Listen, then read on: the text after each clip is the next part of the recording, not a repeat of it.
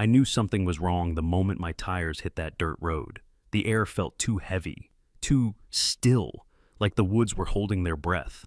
And when the trees opened up, my cabin was gone, flattened, smoke drifting across the clearing like a ghost that didn't know where to settle. Then I spotted it, my 20-year service watch lying in the mud. I stepped toward it, and the bulldozer rolled forward and crushed it right in front of me. The guy on the dozer laughed, leaned out the window, and shouted, "Go ahead and sue us, old man." They thought I was powerless. They had no idea who I really was. I never planned on coming back to the mountains. Not after 2 decades in the fraud division of the Clark County Sheriff's Department. You spend that long chasing liars, thieves, and bureaucrats in shiny shoes, and eventually the world starts feeling small, tight, like a hallway closing in on you. So, when I walked out of the department for the last time, badge and gun turned in, I promised myself one thing: find a quiet place where no one could reach me. That place turned out to be an old A-frame cabin tucked deep into Redwood Creek, a patch of pines and cold air about a mile outside the border of the Redwood Crest HOA. I bought it from the Lancaster family, ranch folks who had held the property for generations. The deed was clean, old school, and beautifully simple. Private land, not HOA, not shared, not disputed, exactly the kind of place a tired man could breathe. The first morning I stepped onto that porch, the mountain air felt like a reset button. Cool, still, not a single voice telling me what to do. I remember thinking, maybe I'll actually write that damn book now, but peace doesn't last long around people who think a clipboard gives them power. The first problem showed up on my second visit. I was driving in with coffee when a white SUV with a Redwood Crest security decal swung across the road and blocked my way. The guy who stepped out wore mirrored sunglasses and a cheap polyester uniform. But before he even opened his mouth, my instincts kicked in. I didn't look at his face first. Cops never do. I checked his hands, empty, then his belt, radio, flashlight, maybe pepper spray, no firearm, threat level, low. He didn't greet me. Didn't even pretend. Just barked, "Sir, may I see your resident permit?" I took a slow sip of my coffee. Resident permit for what? For Redwood Crest HOA. All residents and guests must present authorization. "I'm not in Redwood Crest," I said. "My property ends at parcel E971. Bought it from the Lancaster family." He frowned like I'd said something offensive. "Do you have paperwork on you?" I opened the glove box and handed him the deed. He studied it, flipping it over twice, hoping to find a mistake. But there wasn't one. The deed was ironclad. He knew it. His jaw tightened as he handed it back. "This will be noted," he muttered. "By who?" I asked. He didn't answer, just stared at my license plate long enough to memorize it, then walked back to his SUV. He drove away slowly, too slowly, watching me in the rearview mirror. I'd seen that look before. It was the look of someone who'd decided I was a problem to solve. The next morning, after picking up supplies, I returned to the cabin and found a crisp sheet of paper tucked under my windshield wiper. No header, no signature, just one bold line. Unauthorized structures are subject to community review. Community, right. Redwood Crest's community ended a full mile before my land ever began. But intimidation rarely cares about boundaries. I didn't panic. I knew the game. Bullies don't bluff once. They test, push, escalate. And Redwood Crest wasn't warning me. They were taking inventory. At the time, I didn't know just how far they were willing to go. But looking back now, the security guard's stare, that fake notice, the slow rumble of something bigger building under the surface, I should have known. They weren't preparing for a conversation. They were preparing for a takeover. A takeover that would begin with a bulldozer and end with handcuffs. I tucked that warning notice into my jacket and tried to focus on the repairs I'd planned for the day. But once a man's instincts start whispering, it's hard to ignore them. The next Saturday, I drove up before sunrise. Fog clung low across the road, sliding between the trees like something alive. The farther I drove, the heavier the air felt, like the mountain was waiting for something to happen. When I reached the clearing, I parked and made a slow walk around the property. The old steel boundary rods were still exactly where they'd been for decades. I checked each one twice, straight, unmoved, locked perfectly with the county maps. There was no confusion. Redwood Crest wasn't guessing. They were lying. I circled farther back toward the tree line and found something new, something out of place. A cigarette butt, Marlboro Red, strong, cheap, and heavy. The kind labor crews and hired muscle smoke, not the kind of stick a Redwood Crest resident would let touch their manicured fingers.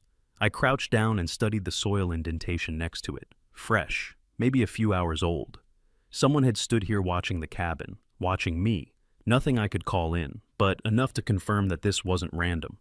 Around mid-morning, I went back to fixing the window screens. The steady rhythm of the screwdriver helped settle my nerves, for a while at least. Then I heard it, the slow crunch of gravel. I stepped out onto the porch and leaned against the railing. A black pickup with dark tint crept up the road. It stopped about 20 yards away. Engine idling. The windows didn't roll down, door didn't open, just silence. Most folks would have called out or waved. I didn't. I just lifted my phone slowly, deliberately, like I was taking a picture of the license plate.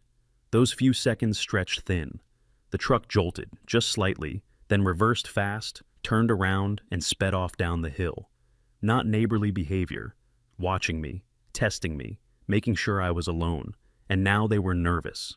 By early afternoon, the unease had settled deep enough that I decided to stop improvising and start preparing. I walked back to the truck, grabbed a small box from the glove compartment, and pulled out something I had used more times than I could count on surveillance jobs. A motion-triggered HD camera, barely the size of a golf ball, but the trick wasn't the camera itself. It was the shell casing I kept it in, a hollowed-out fake bird's nest with a clay sparrow perched on top. From 10 feet away, you couldn't tell it from the real thing. From 2 feet away, most people still wouldn't guess. I mounted it high in the rafters, tucked deep into the beam where shadows pooled. Unless someone brought a ladder and knew exactly what they were looking for, they'd never find it. That camera would later record the moment everything in my life cracked open. But for now, it was just insurance. Late afternoon sun warmed the porch as I packed up to leave. That's when I saw it. A second notice under my windshield wiper. New wording this time. Failure to comply may result in enforcement actions. Enforcement. I let that word roll through my head. In law enforcement, you learn patterns. And intimidation in writing always follows the same escalation. First, a suggestion. Then, a warning. Finally, a threat dressed as procedure. I scanned the tree line again. The woods were quiet, but not peacefully so. More like something had ducked behind cover just before I turned my head. I folded the notice and added it to the first. Evidence belongs together. On my way down the mountain, dusk settled over the pines. The cold air pouring in through the open truck window sharpened my thoughts. They were watching me, testing how far they could push before I pushed back. People like Redwood Crest always made the same mistake. They thought a man living alone in the woods was easy prey, but they didn't know my history, didn't know the years I spent hunting fraudsters who thought they were smarter than the law, didn't know the kind of patience a seasoned investigator could carry. This wasn't random harassment, it was reconnaissance. And bullies who run reconnaissance only do it for one reason. They're planning something bigger. I didn't sleep well the entire week. Not because of fear stopped working on me years ago, but because every instinct I had kept whispering the same thing. They're not done. When you've spent 2 decades dealing with fraudsters, bullies, and paper pushers who think they're emperor of a cul-de-sac, you learn to recognize the pattern. Quiet isn't the end of trouble. Quiet is the breath people take before they do something stupid. By Friday evening, I'd packed a small overnight bag and headed back up the mountain. I told myself it was to finish repairs, but that wasn't the truth. Truth was, I wanted to see what Redwood Crest did when they thought no one was watching. I reached the cabin just after sunset. The sky had turned that deep purplish blue you only get in the mountains, and the pines were black silhouettes against the last light. The air felt heavy, damp, like something was waiting. I unlocked the cabin, set my bag inside, then took a slow walk around the property with a flashlight. No new tire tracks, no fresh footprints, nothing obvious, but the silence wasn't peaceful. It felt held, like the woods were listening. I checked the fake bird's nest camera I'd installed the week before, perched high in the rafters of the porch, shadowed perfectly. The tiny LED blinked once, still working, still watching. I sat down on the porch with a cup of coffee, keeping the lights off. Light blinds you. Darkness helps you see. Hours passed quietly, except for the occasional groan of the cabin settling as nighttime temperatures dropped. By 11 p.m., The cold had started biting through my jacket. Then, a crack, a branch snapping somewhere in the tree line. Not the wind, not an animal, a footstep. I stayed perfectly still. Movement attracts attention. Stillness makes you vanish. Another footstep, soft, measured, deliberate. Then a flash, just a split-second glow, like someone cupping a phone screen in their hand. Somebody was out there, watching me, studying the cabin. I shifted silently behind a porch pillar, keeping my silhouette hidden. The footsteps stopped. Whoever it was had good instincts. They sensed the change. For 30 long seconds, nothing moved. Then the figure backed away into the trees, not stumbling, not running, retreating like someone who intended to come back later. I waited 2 full minutes before exhaling. Inside, I pulled up the live camera feed. Grainy, but good enough. I rewound and froze the frame when the figure stepped briefly into the moonlight. Tall, broad shoulders, baseball cap, work boots, gloves, not a neighbor, not a hiker, a scout, someone mapping the scene. I leaned back and let years of training process the pattern. This wasn't harassment. This was preparation. At 3:17 a.m., just as I drifted into a shallow sleep, my phone buzzed. Motion alert. I sat up immediately. There. A figure stepped onto the porch, moving slowly, confidently. He reached for the doorknob, tested it gently, then harder. The lock held. He leaned in close to the window, his face nearly touching the glass.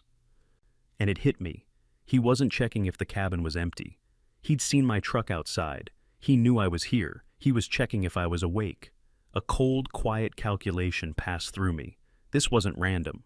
He was assessing response time. He stayed there for several long seconds, then finally stepped back and walked off the porch with the same deliberate calm he arrived with. Not scared, not rushed, just done for the night. I saved the footage, backed it up, cataloged it. Date, time, angle, posture, stride, evidence before action, always. Dawn broke with a pale, tired light. I walked the property again. Nothing new, no movement, no more signs of intrusion. Everything looked calm, too calm. Around 9 a.m., I told myself a harmless little lie. They must have gotten spooked. They won't be back today. I needed more supplies anyway. Screws, brackets, a few boards. The hardware store was 30 minutes away. I climbed into the truck and drove off.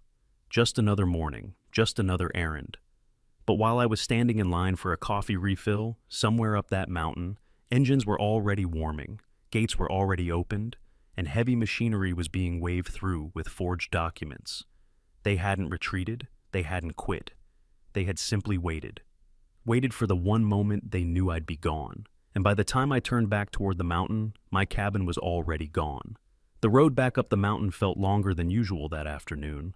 Maybe it was the way the clouds had thickened while I was down in town. Or maybe it was that quiet sense in my chest, the kind you only earn after decades of arriving at crime scenes a few minutes too late. Around the last bend before the clearing, I felt it. Not heard it, felt it. A deep vibration through the steering wheel, like distant thunder buried under the earth. I eased off the gas. The vibration grew stronger. Then came the sound, a low, steady growl that every contractor, every farmer, every cop knows instantly. A bulldozer. My stomach didn't drop from fear, but from recognition. I rolled forward another few feet, and the trees opened. The sight hit me like a blunt instrument. My cabin, the place I'd been rebuilding board by board, morning by morning, was gone. Not damaged, not half collapsed. Gone, flattened, wiped off the face of the clearing. Dust drifted through the air in slow, ghostly curtains. Splintered beams stuck out of the ground like broken ribs. The roof was nothing but mashed plywood and twisted shingles. The foundation had been ripped open like something large had clawed its way out. And sitting dead center on the wreckage was a bright yellow bulldozer, engine rumbling, tracks smeared with wet earth. A work truck idled nearby. 3 men in reflective vests stood around pretending to read clipboards. I stepped out of my truck, one measured breath at a time, not angry, not panicked, just steady. The same kind of steady I used to be when walking into a house where something terrible had already happened. As my boots hit the ground, something metallic glinted in a patch of mud. I walked toward it. My 20-year service watch, thrown clear when the cabin came down, its strap torn, its face cracked, lying there like a relic from another life. I took a step toward it, and the bulldozer rolled forward, slow, intentional, right toward the watch. I froze, not from fear, but from the sheer pettiness of it. Crunch. 10 tons of steel crushed the watch into the mud. Metal snapped, glass powdered. The operator leaned out of the cab, laughing like it was a bar joke. "Go ahead and sue us, old man." My jaw tightened, but my voice stayed calm, calmer than it had any right to be. I lifted my phone and began recording. Who authorized this demolition? 2 of the workers shifted uncomfortably. The third, the foreman, judging by the clipboard, kept staring at the ground. "We were told." I stepped closer, slow and deliberate. "I didn't ask what you were told. I asked who signed the order." He swallowed. His fingers tightened around the manila folder he was clutching. I said nothing, just held out my hand. Open, steady, unblinking. Real authority doesn't shout. It doesn't posture. It just stands there, the way only a man can after a lifetime of staring liars in the eye. Something in him cracked. He exhaled, shoulders sinking, and finally placed the folder into my palm. Inside was a flimsy demolition notice with a cheap printed seal, Redwood Crest Property Compliance Division. The plat map was a mess, boundaries digitally stretched, file format mismatched, drag marks from rushed editing, a forgery made by someone who thought no one would ever check. And at the bottom, President Veronica Hale. So, she wasn't hiding her hand. Arrogance rarely does. I photographed everything. The machinery, the workers, the fake forms, the altered map, the signature, the truck plates, every boot print and tire track. A crime scene tells the truth to anyone who knows how to listen. The foreman cleared his throat. "Look, we're just doing the job they paid for." Another man added, "HOA gave us access through the west gate, told us everything was cleared." That was the detail I needed. Only someone with HOA authority could open that gate. I lowered my phone. "All of you need to leave, right now. If you're still here in 60 seconds, I file trespass charges against your entire company." The foreman didn't argue. Nobody did. Within minutes, the bulldozer shut down. Within 10, their truck was tearing down the mountain as fast as it could without losing a bumper. And I stood alone, just me, a field of splintered wood, and a silence so deep it felt like the mountain was holding its breath. I walked the perimeter slowly, cataloging every angle, every impact point. Where the blade hit first, where the structure collapsed, where the foundation cracked under pressure. Then I crouched down and lifted what little remained of my watch. Bent metal, crushed cogs, mud in the gears. I wiped it clean with my thumb and slipped it into my pocket. Evidence. Nothing more, nothing less. I exhaled, staring at the ruin. They thought they'd break me by tearing this place down. But they didn't know me. They didn't know what I used to do for a living. They didn't know what waking up the old part of me would cost them. "This isn't over," I said softly. Not a threat, not a promise, a statement of fact. And the wind carried those words across the clearing like it agreed. I stayed in that clearing longer than I should have. Not mourning, just studying. When you've investigated enough crime scenes, you learn not to let emotion move your feet. Evidence first, pain later. The sun slid lower, throwing long shadows across what used to be my living room floorboards. I tightened my jacket and got to work. I started with the tire tracks. The bulldozer's imprint was clean. Deep grooves, left-to-right drift, consistent pressure, professional operator, experienced, which meant he knew exactly what he was doing. The truck tires were easier. Fresh mud packed in the tread, the kind you only get from the upper switchback trail, meaning they didn't come straight up the public access road. Someone had guided them through the HOA's private gate. I walked the perimeter, taking photos at every 15-degree angle like I used to train rookies. Wide shot, mid shot, close up. Footprints, displacement, angle of debris scatter. Crime scenes don't lie. People do. Near the eastern edge of the wreckage, I found something interesting. A strip of caution tape flapping in the wind.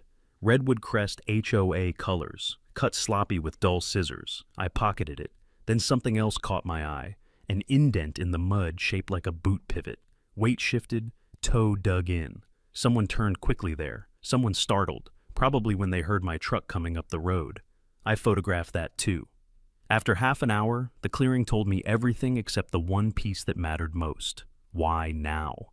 Veronica Hale had been circling my property like a hawk for months, but even hawks don't dive unless they see weakness. So, I started piecing the timeline backward. They scouted last night, confirmed I was home, pulled back, waited, saw me leave at 9 a.m., mobilized machinery, got access through the west gate, pushed the dozer up the mountain, flattened everything in under an hour. That wasn't impulse. That was a plan.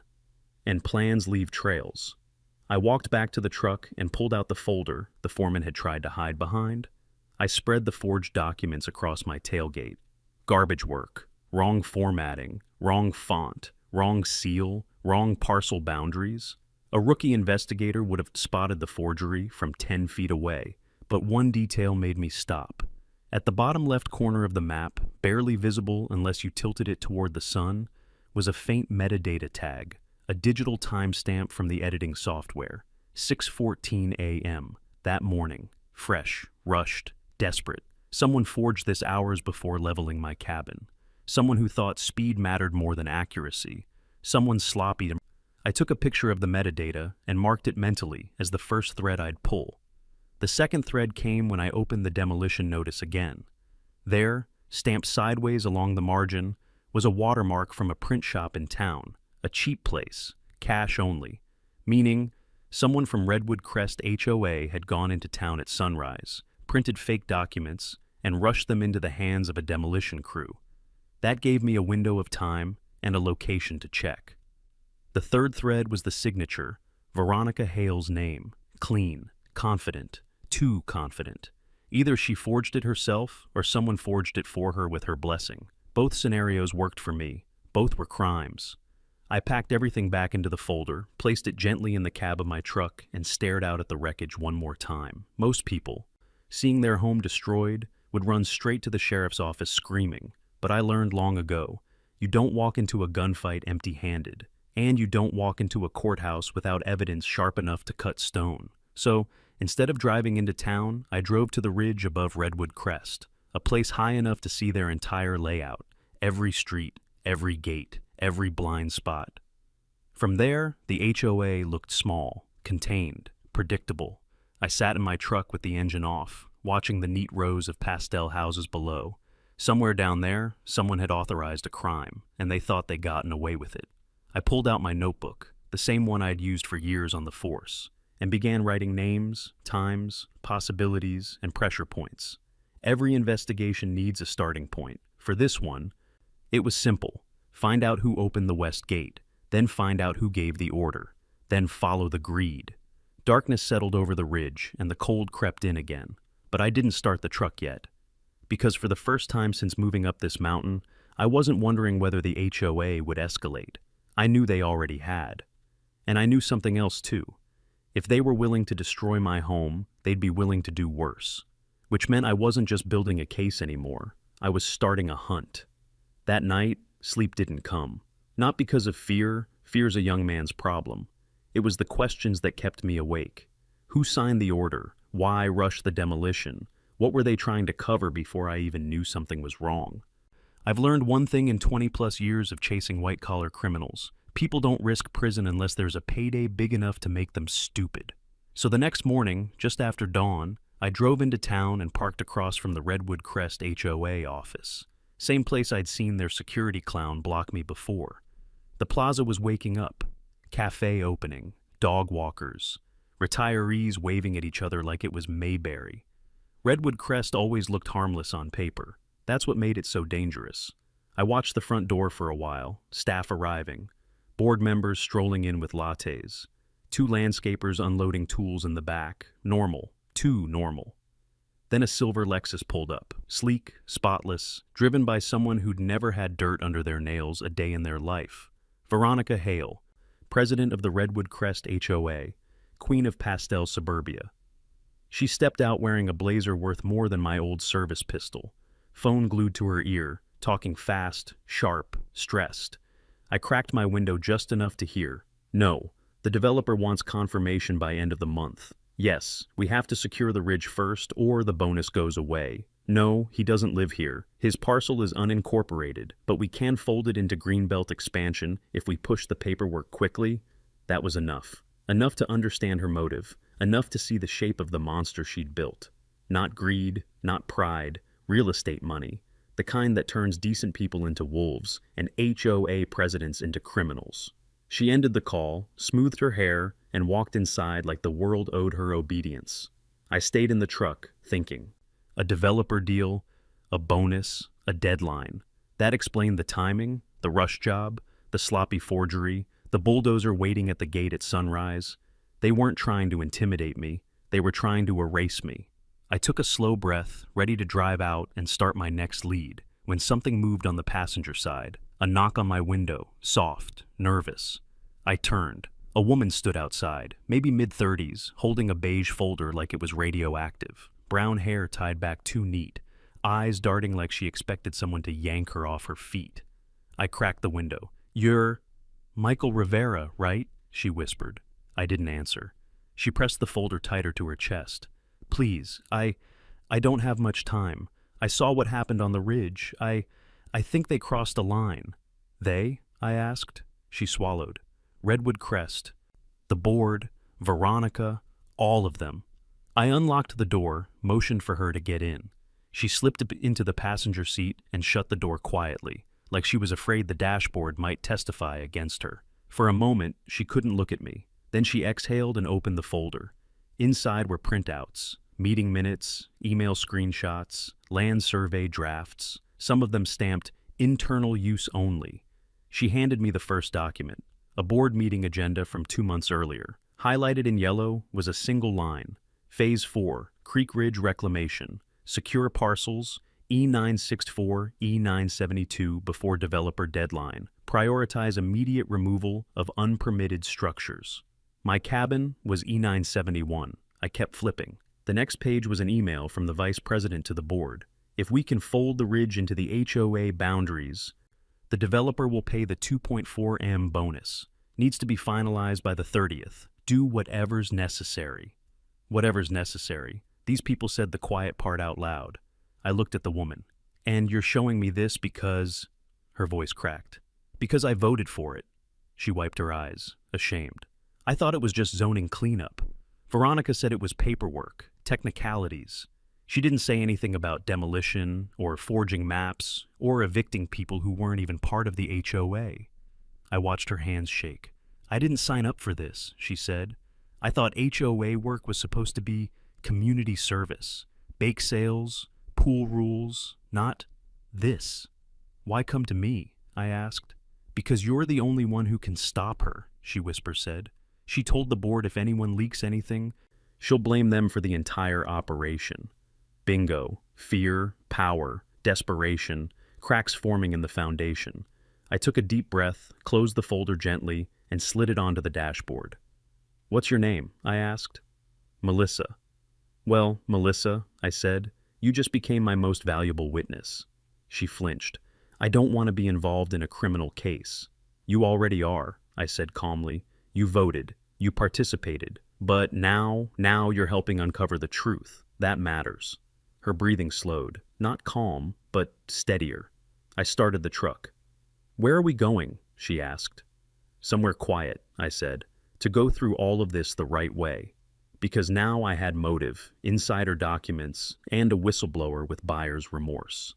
And after years in law enforcement, I knew something with absolute certainty. When one board member starts talking, the rest start panicking, and panic makes people sloppy. Sloppy people are easy to catch. I didn't go home after dropping Melissa off. People like her always look over their shoulder, and people like Veronica Hale made sure they had good reason to. Fine, let them keep hiding in the dark. Because I was about to turn on the lights. I parked down the block from the Redwood Crest HOA office. Before stepping out, I opened a small padded case from the glove box. Inside was a wall plug relay device disguised as a generic surge protector, completely harmless looking, completely devastating to the right network. I clipped a laminated badge to my shirt, blue logo, Comcast Regional Systems. Picked it up years ago while working a fraud case involving ISP impersonators. Funny how useful old souvenirs become. I stepped out and walked toward the building with the quiet confidence of a man who belonged anywhere he decided to be. The receptionist looked up from her desk, startled but polite. "Hi, can I help you?" I flashed the badge, not aggressively, just matter of fact. Good morning, ma'am. Comcast Regional Systems. We're seeing upstream interference coming from this block. Could be a switch issue or a failing router. I just need to run a quick check on your network equipment. Her confusion lasted maybe 1 second. Then relief washed over her face. Oh, yes. We've actually had residents complain about emails not sending and glitches. Perfect. I gave a professional nod. Yeah, that tracks. Could be packet loss from a dirty node. Won't take long. Most people don't know a damn thing about network terms, which means they never question them. She picked up her phone. Let me see if Ms. Hale is available. Available or not, I said gently, I'll be out of your way in 10 minutes. If I don't get this cleared, it could cause outages across the neighborhood. Magic word, outages. Panic flickered in her eyes. She gestured for me to follow. Of course, right this way. She led me down the hall just as a door swung open. Veronica Hale stepped out, sharp as a razor blade in a navy blazer. Her eyes narrowed the moment she saw me. Can I help you? I flashed the badge again. Professional, neutral. Ma'am, Comcast Regional Systems. We're detecting upstream noise from this building. I just need 60 seconds with your main switch. If I don't clear the interference, it could cause a cascading failure across your block. Her suspicion melted instantly, replaced by a HOA president's greatest fear, residents complaining. Oh, well, we certainly don't want that, she said. There's a network room down the hall. I'll show you. Perfect. She unlocked the door for me, routers humming, switch lights blinking, cable mess that looked exactly like every HOA I'd ever seen. Do you need anything? She asked. Just a minute, I replied. All I'm doing is checking for loopback errors. Again, technical jargon equals instant obedience. She excused herself for a scheduled call. The moment she was gone, I closed the door softly, knelt by the power strip, and unplugged an unused Glade diffuser from the wall. I replaced it with the relay device. A green light blinked twice, then stayed solid. Connection established. My off-site server, hidden behind several layers of legal obfuscation, was now receiving a full mirror of HOA internal traffic routed through public-facing ports. Nothing illegal, nothing intrusive, just listening, quietly, patiently. I tapped on the keyboard of their admin terminal, running fake diagnostics, triggering packet refreshes, giving the relay all the internal movement it needed to mirror. Then, a folder popped up in the mirrored logs.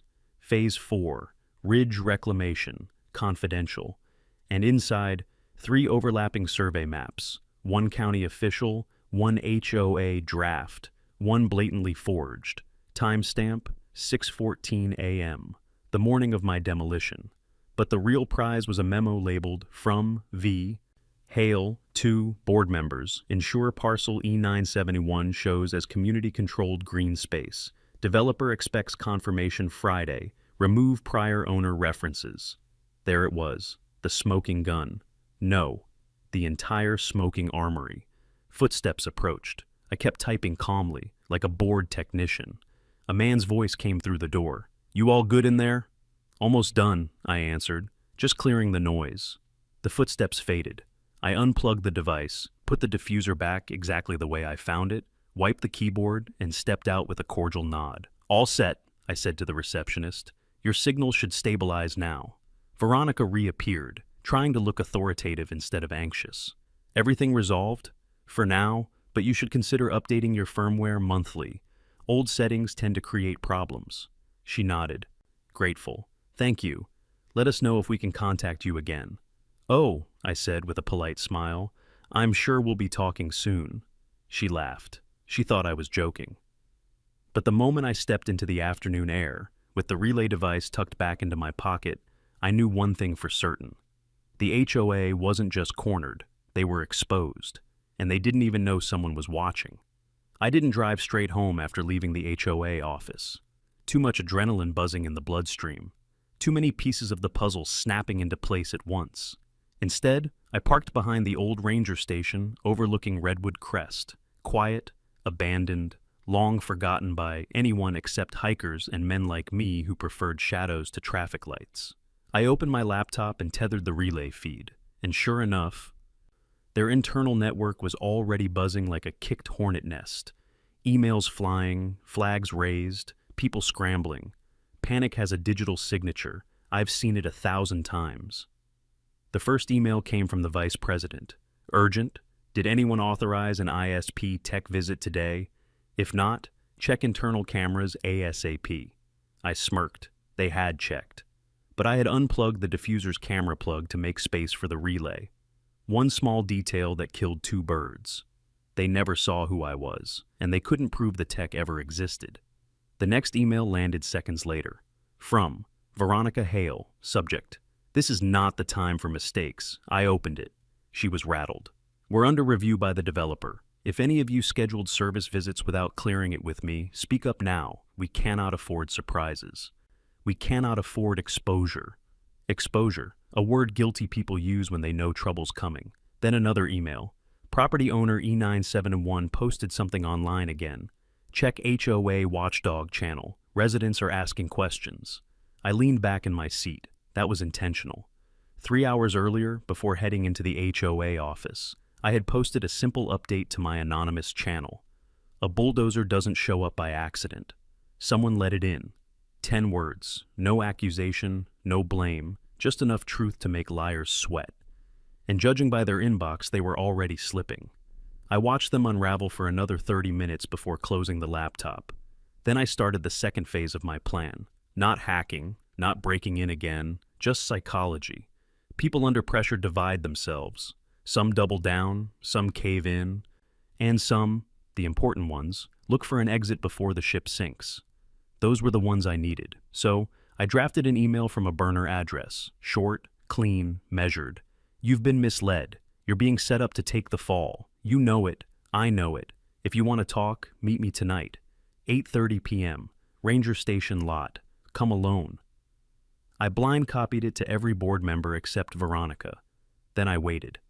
At 7:55 p.m., the lot was empty. At 8:10 p.m., still nothing. I didn't expect anyone to come. People rarely jump on the first chance to confess to a stranger, but at 8:27 p.m., headlights. A white Honda Civic rolled slowly into the lot. Cheap, practical, belongs to someone who doesn't make HOA money. The engine shut off. A man stepped out, mid-40s, slight paunch, nervous posture, HOA badge still clipped to his belt like he'd forgotten to remove it. He looked around like a man walking into his own funeral. Are you the one who emailed us?" he asked. I didn't answer. I just nodded toward the passenger side of my truck. He climbed in, hands shaking. I shouldn't be here," he muttered. "Veronica will fire me if she finds out." "Good news," I said quietly. "She's going to lose her job long before she fires you." He blinked hard. Then his composure cracked. "You don't understand," he whispered. "She's blaming us. All of us. She said if anything leaks, someone else forged the documents. Someone else authorized the dozer. Someone else handled outreach." His breath quickened. "She's preparing to pin the entire project on the board. Bingo. Guilty people don't unite, they fracture. What's your role?" I asked. He swallowed. "I handled mapping requests, just the drafts." He loosened his collar. "I didn't sign off on the demolition. I swear. She said parcel E971 was empty land. Said the county messed up the registry. If I'd known..." He stopped. Tears welled. He wasn't a monster. He was a cog, and cogs crack easier than steel. "Listen," I said quietly. "Right now, you're not in trouble, but the people above you are, and they're going to use you as a shield unless you step away first." His eyes darted. Am I going to prison?" "Not if you tell the truth," I answered, "and not if you do one more thing for me." He wiped his eyes. What is it?" I slid a voice recorder onto the center console. "You're going to tell me everything. Every meeting, every directive, every time she pushed you, every time she told you to look the other way." He stared at the device, then at me. Then he pressed the record button. The confession lasted 20 minutes. When he finished, he exhaled like he'd dropped 100 pounds from his chest. "Thank you," he whispered. I didn't want to lose my house. She threatened us." "You did the right thing," I said. He climbed out, got back into his Civic, and drove off into the dark. I sat there for another minute, listening to the crickets. 2 board members down, a whistleblower and a confessor. Veronica might have still believed she was in control, but control is an illusion. And in Redwood Crest, that illusion was cracking. Fast. I left the ranger station around 10 p.m. Long day, longer night ahead. The mountain air was cold enough to sting, but I kept the windows cracked. Old habits. You listen more than you look when you suspect someone might tail you. The road toward my property was empty, too empty for a Thursday night. The first sign came near the old fire trail, a faint reflection in the ditch. Metal, maybe a license plate, partially covered with brush. Someone had parked there, recently.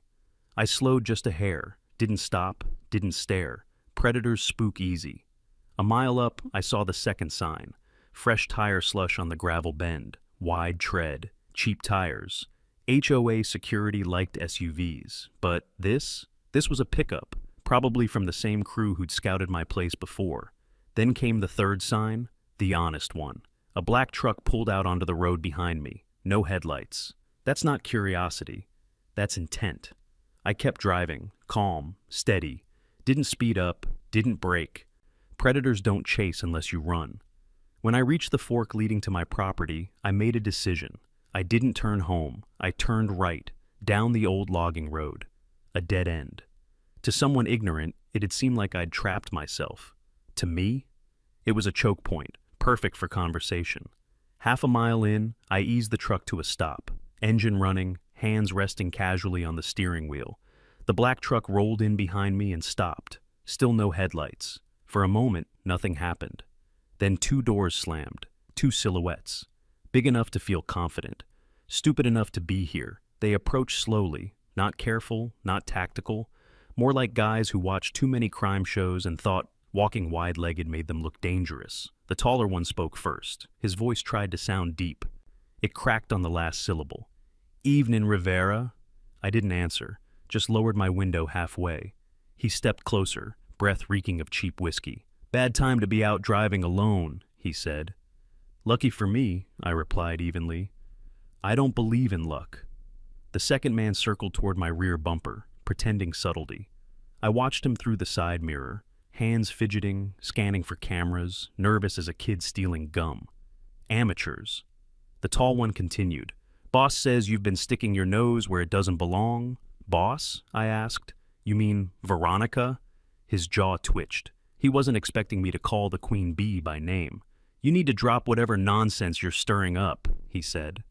"You're making the board real unhappy. Tell the board they should have thought about that before committing 4 felonies." He blinked. "Felonies?" He laughed nervously. "Man, you watch too much TV. This ain't a movie." "That's good," I said calmly, "because in movies the idiots get dramatic. In real life they make tiny mistakes." He frowned. "What mistakes?" "Like," I said, "leaving your headlights off while tailing someone on a public road." His face drained. I tapped my steering wheel twice. A signal. The old logging road lit up in flashing blue, not police lights. My own truck lights reflected off a mirror panel I'd installed on the trees last year. Just a trick of angles, but one that made rookies panic. The second man jumped back like he'd touched an electric fence. The tall one swallowed. Who's back there?" "No one," I said with a hint of amusement. "But you didn't know that until I told you." Silence. Then I leaned slightly out the window. "All I want is for you to deliver a message." He hesitated. "What message?" "Tell Veronica Hale," I said, voice low as gravel, "that sending amateurs at night doesn't scare me." I paused. "But it does tell me she's scared." He stepped backward instinctively, predator-prey instinct twisting around. I don't want trouble," he muttered. "You already have trouble," I said. "You just don't know how deep it goes yet." I let the silence sit until it choked the air around them. Then, "You have 10 seconds to be gone." They didn't need 11. Both men practically sprinted back to their truck. Doors slammed, engine revved. Reverse lights flashed too fast for anyone who wasn't panicking. They tore out of the logging road so fast, gravel sprayed against the pines. I watched them disappear into the dark. Didn't chase, didn't follow, didn't need to. I'd gotten what I wanted. Proof that Veronica was panicking. Proof she was escalating. Proof she knew the walls were closing in. But most importantly, proof she was stupid enough to make mistakes under pressure. And people who make mistakes always leave evidence. I put the truck in drive and headed home, headlights cutting through the quiet trees. Tomorrow, the real strike would begin. Not in the forest, not on the road, but right in her own house of cards. I didn't sleep that night, not because of fear, because of clarity. The kind of clarity that comes right before you step into a room full of liars and hang every one of them with their own rope. Redwood Crest HOA held its quarterly meeting the next morning at the community pavilion, a glass and stone hall sitting proudly at the neighborhood entrance like a courthouse built for people who iron their pajamas. The parking lot was packed. SUVs, hybrids, luxury sedans, polished to mirror shine. People in pastel sweaters moved toward the entrance, clutching HOA folders like hymn books. I parked on the public street, locked the truck, grabbed my folder of evidence, and walked toward the building with the calmness of a man who had written his own ending. At the door, a security volunteer tried to stop me. "This meeting is for residents only," he said with the kind of authority only powerless men try to fake. "I won't interrupt," I replied gently. "Just here to listen." Before he could argue, someone else cut in, a voice sharp as razors dipped in honey. "What exactly do you think you're doing here?" Veronica Hale herself. She stood at the doorway like she owned the sunlight behind her, blazer immaculate, smile lethal, eyes calculating, then narrowing when she recognized me. "Mr. Rivera," she said, "you are not a resident of Redwood Crest. This is a private meeting." "Then it shouldn't concern me," I said, stepping past her, "unless there's something you don't want me to hear."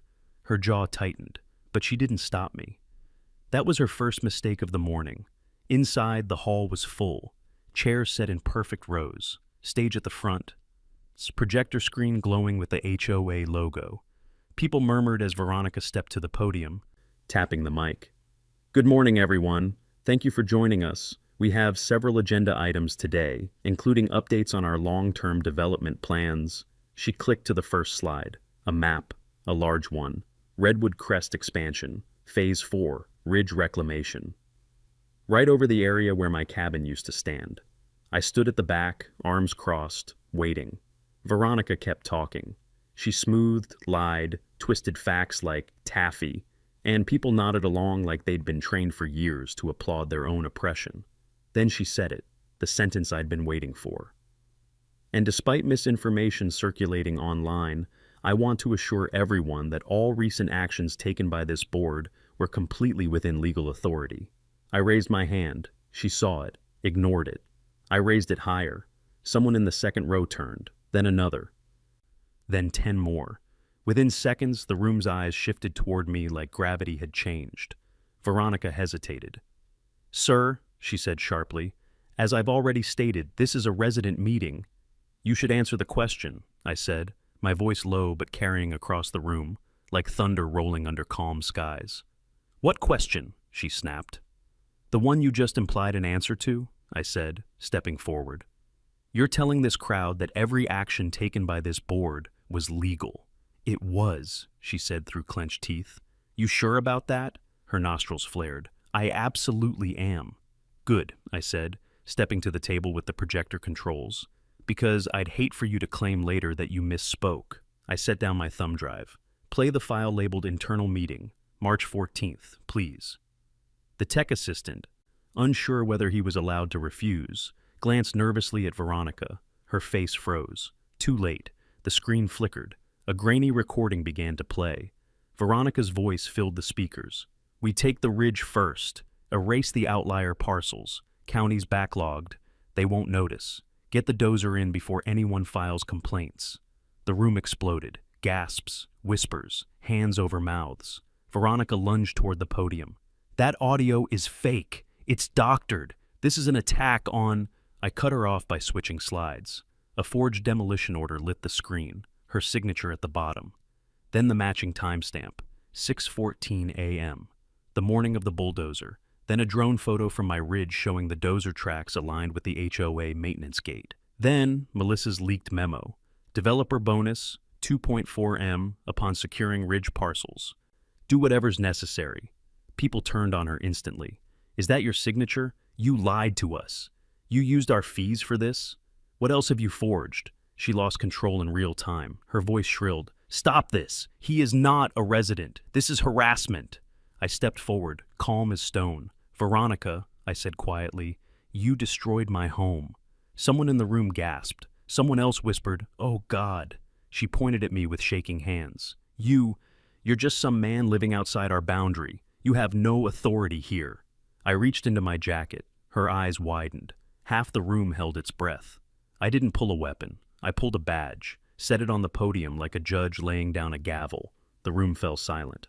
"Captain Michael Rivera," I said. "Fraud Division. Clark County Sheriff's Department." Veronica's knees visibly buckled. "You committed document falsification, ordered an unlawful demolition, coordinated real estate fraud, and threatened multiple residents." The back doors opened. 2 deputies stepped in. Then my contact from the district attorney's office walked down the center aisle, holding a stack of warrants an inch thick. His voice carried like a church bell. "Veronica Hale, you are under arrest for fraud, falsification of public documents, conspiracy, and destruction of private property." People backed away from her, as if she were contagious. No, I didn't. I was protecting the community. This is a misunderstanding." Deputies cuffed her. One board member tried to slip out the side door. Another deputy stopped him. The entire leadership collapsed in the span of 2 minutes. As Veronica was escorted past me, she glared with pure venom. "You think you've won?" she hissed through clenched teeth. I leaned in just enough for only her to hear. "No," I murmured. "I told you last time, this was the worst mistake of your life." Her face broke like glass under pressure. Then she was gone. The days following the HOA meeting were strangely still, like the world exhaled after holding its breath too long. But the quiet didn't mean nothing was happening. It meant the machinery of justice was finally turning, and once it turned, it didn't stop for anyone. The sheriff's office took my evidence directly to the district attorney. Within 24 hours, warrants were issued for 4 additional board members. They were picked up quietly. Early morning, no sirens, no drama, just a knock, a badge, and handcuffs. The demolition contractor folded almost immediately. He admitted the cash payment, the rushed timeline, and the direct instruction to get it done before anyone can complain. He also admitted something darker. If the guy's inside, he's inside. They said he's never there. That changed everything. A bad demolition could be civil. A reckless one could be criminal, but knowingly endangering someone's life? That was the kind of felony that judges didn't forget. Meanwhile, the Redwood Crest community devoured itself from the inside. Residents stormed the HOA hotline. Meetings were canceled. Half the board resigned by email in the middle of the night, all of them using identical copy-and-paste language, like cowards who didn't bother writing their own alibis. Their office shut down the next day. Computers seized, paper files boxed up. Their bank accounts frozen as part of an ongoing financial review. People gathered outside the pavilion, the same building where Veronica once bragged about reclaiming the ridge. Now it sat behind yellow tape. Neighbors stared at it like a monument to their own blindness. A few approached me, some shook my hand, some apologized, some just looked at me with a mixture of shame and relief.